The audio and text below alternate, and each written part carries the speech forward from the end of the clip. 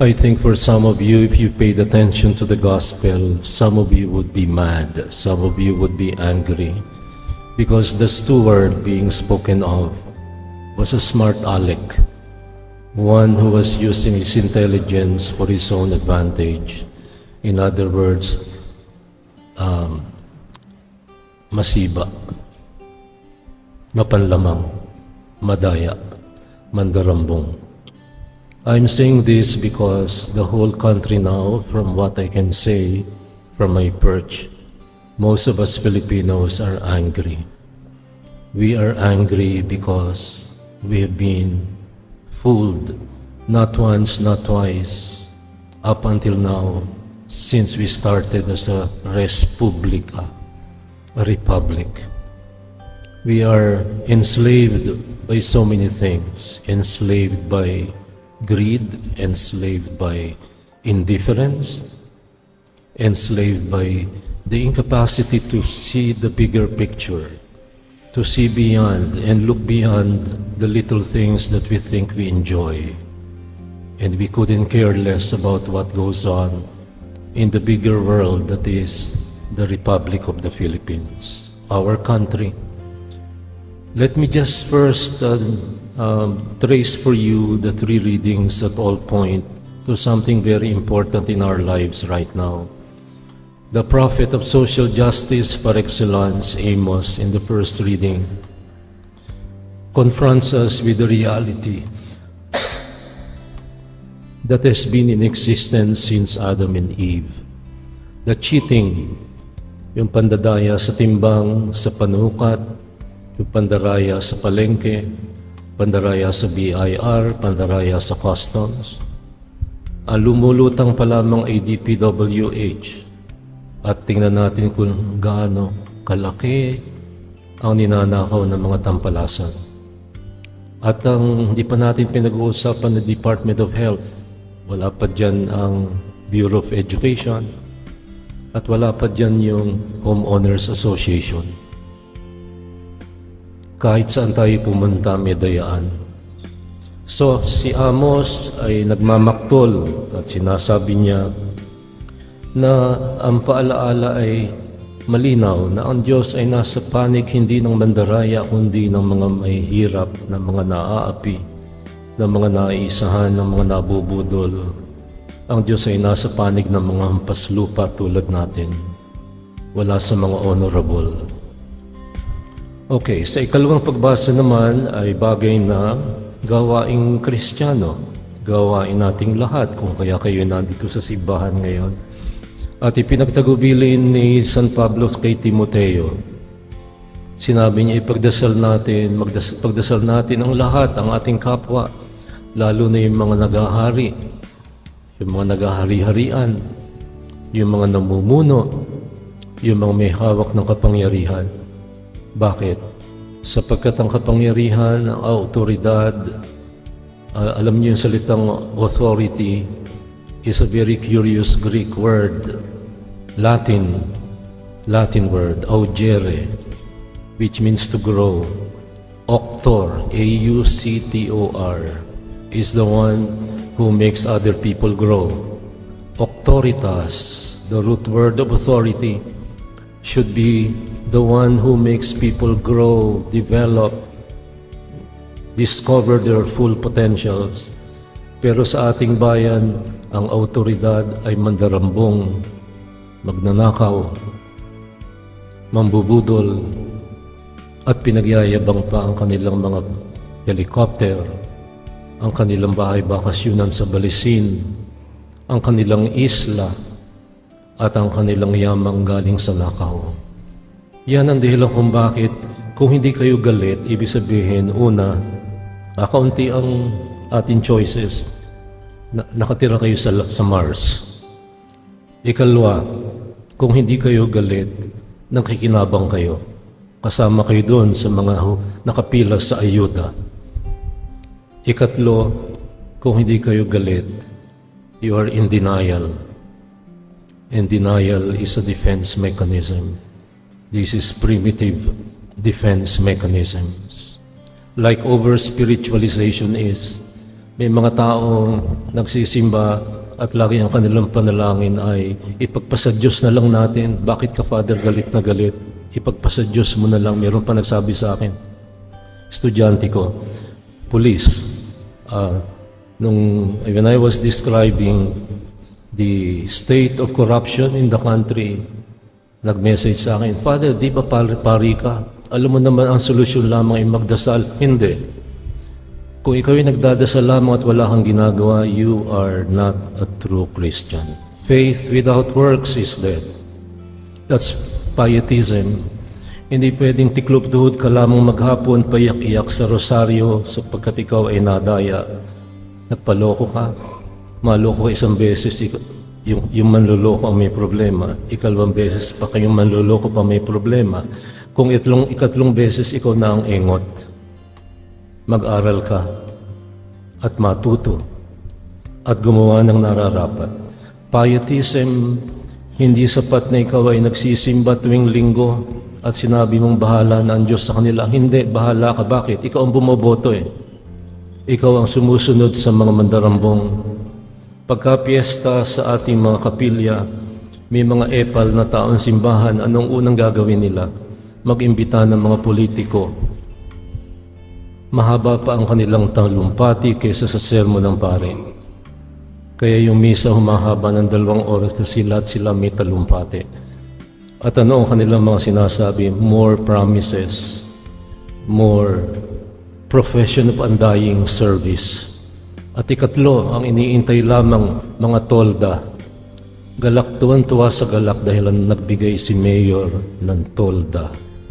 Pero nakapangalan doon yung kanilang mga sa tolda ang kanilang mga pangalan para hindi malimutan ng mga nabudol.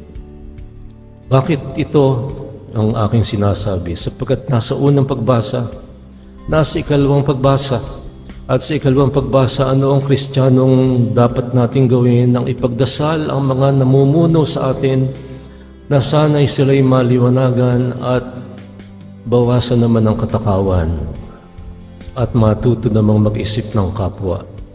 Yan ang common good. Isang bagay na napakahirap ipaliwanag kahit sa klase ko ngayon, and I've been teaching for 50 years. I've said that long before. The concept of common good, ang translation nila sa Tagalog ay kapakanan ng higit na nakararami. Mali, 75 ka. Common good is not kapakanan ng majority. That's not mathematical. That's not quantifiable, it's not quantitative, it's qualitative. It's an attitude, it's a virtue. Ang pagpupunyagi para sa kapakanang pangkalahatan ay hindi kapakanan ng mga utusan ni Mayor at yung mga kampon ni Mayor na sila lamang nabibigyan ng ayuda na ginamit ng mga legislator. That's administrative, that's executive function. Pero nabudol tayo ng buong Pilipinas, naging kanila ang trabaho ng DSWD, sila ang namumudbod ng ayuda, ng tupad at ng akap. Ang galing mag-isip ng mga pambobola. So, kung tayo ay walang pansin at hindi tayo nagagambala at hindi tayo nagagalit sa kung ano nagaganap, mag-enroll uli kayo sa katisismo at mag-aral sa Ebanghelyo sapagkat sinabi ni Propeta Amos, wala ang Diyos sa panig ng mga nandadaya sa timbangan at mga nanunukat at mga contractors. Yung construction companies ay mga inangkin, pamangkin, kabit at kamag-anak ng mga congressman. Kung kaya, bakit sila lamang ang nananagana sa mga kontrata? Mga kapatid, ang Ebanghelyo na yun hindi pagpuri sa isang madaya. Ang talinghaga ay isang tinatawag nating hyperbole, salitang patambis, salitang naglalayon na tayo ay lumugar sa posisyon ng mga kinukwento upang tayo ay mabigla at pag nabigla ay makita natin kung ano ang nararapat. This is not to praise the cheat, that is the steward, But what is the lesson? Malinaw. Kung sa mundo, ang mga taong masasama ang loob ay napakagaling mag-isip ng paraan o pamandaya, ayuda, akap, tupad. Dapat lamang na yung mga taong nagsisikap ng kabutihan na higit pang dapat maging paham, maging maalam, maging marunong, maging walang Tagalog sa prudensya. Prudensya is the ability to weigh matters over, to think from God's point of view, to think with goodness as the bigger picture, the totality, the bigger picture is not only may kailangan ka ba? Anong kailangan nyo sa Santos Compound? Tolda. Alam na namin ang kailangan nyo, tolda, tsaka tarpaulin. Kasi pagka butas ang bubong, ang tarpaulin ay pantakpi sa butas. Tuwan-tuwa tayo sa kanilang mga regalo, paternalistic benevolence, hindi charity. Magkaiba po ang charity kaysa sa paternalistic benevolence. Alam ko, kailangan nyo ng tolda. Ako bahala sa inyo. Ito ang kailangan nyo. Kaya pagka Pasko, may supot. Ano ang laman? 3 Lucky Me, 3 555 sardines, 3 kilong bigas, at isang karne norte, pinakamurang karne norte. Tuwan-tuwa na tayo sa galak na abudol, ginawa ang trabaho ng DSWD. At ang utang na loob natin ay hanggang langit, kung kaya mabait si Congressman, nagpakain sa Shikis at saka sa Maxes, at buong buhay na ang ating utang na loob. Kung ikaw ay hindi nagagambala dito, you are not a true Christian. You need to learn from the feet of the Master. You need to look up to the Lord and see what it means to work for the common good. And working for the common good doesn't mean working for my pockets. Nakikinabang ako kay Mayor Kaya si Mayor na lang uli. Kaya kahit magmula na ako kay elementary, ang Mayor sa aming lugar ay letter T ang ipilido. Hanggang ngayon letter T pa. Vice Governor letter T. Vice Mayor letter T. Yung isa naging senador pa. Kumpare ng tatay ko yung tatay nila nung mahirap pa sila. Inaanak ng tatay ko isang mga magkakapatid na yan. Pero mayaman na sila, hindi na maabot. May building na, may condominium niya, lahat. Sila may-ari ng Shakey, sila may-ari ng Jollibee. Sila nagplano sa bypass road. At bago gawin ang bypass road, namili ng lupa sa mga daling mabudol na mga matatanda na hindi na marunong magbasa ng kontrata. At may kaibigan sa Land Registration Authority.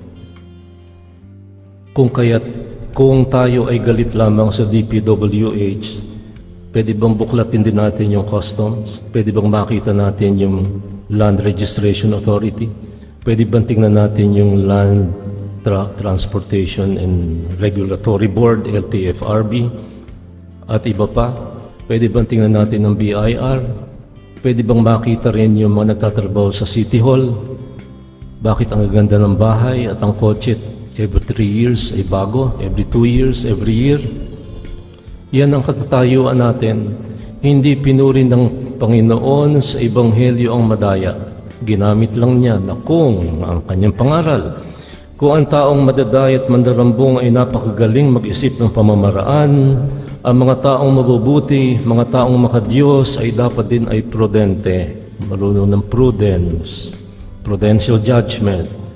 Yung kakayang makita ang kabuuan, hindi yung aking bulsa, yung aking bahay, yung aking bakuran. Yung kakayang makita ang kabuuang larawan, pati ang kapakanan ng mundo ng inyong mga apo sa tuhod na wala nang aasahan pang iba sapagkat sinira na ng mga miners na galing China. Kung kayo hindi pa nakakapunta sa Homonhon Island, puntahan nyo at sapagkat yan ay magiging wasteland. Sino nagmimina? Yung mga fake na Pilipinong ginawang Pinoy sapagkat binayaran ng immigration. Ang ating dahilan kung bakit tayo narito ay sapagkat ang ating pananampalataya ay gusto nating himayin, gusto nating limiin, gusto nating pagyamanin, gusto nating tingnan, ito ba may kinalaman sa tindahan, ito ba may kinalaman sa SM Bikutan, ito ba may kinalaman sa parking, sa kalye ng Barangay Don Bosco, ito ba may kinalaman sa aking binoboto. Bakit? Sapagkat ang pananampalataya at buhay ay magkahugpong, hindi pwedeng magkaiba. Hindi pwedeng mag-ibang landas sapagkat ang buhay natin ay iisa. Ang buhay natin ay nagkakahugpong sapagkat tayo nilikha ng Diyos na katawan at kaluluwa. At ang kaluluwa at katawan, ang kabuuan ng ating pagkatao ay tinatawag sa kaligtasan, liberation, salvation.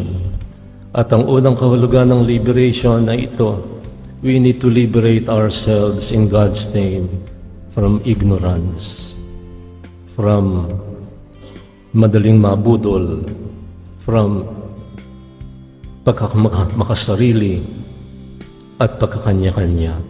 This is liberation, salvation, integral salvation. And what is the bottom line in all this?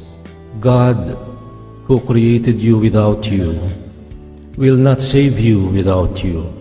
We need to take it up and take up what is needed in order to liberate ourselves from the slavery of ignorance and the slavery of greed and selfishness. Bottom line, faith without works is dead.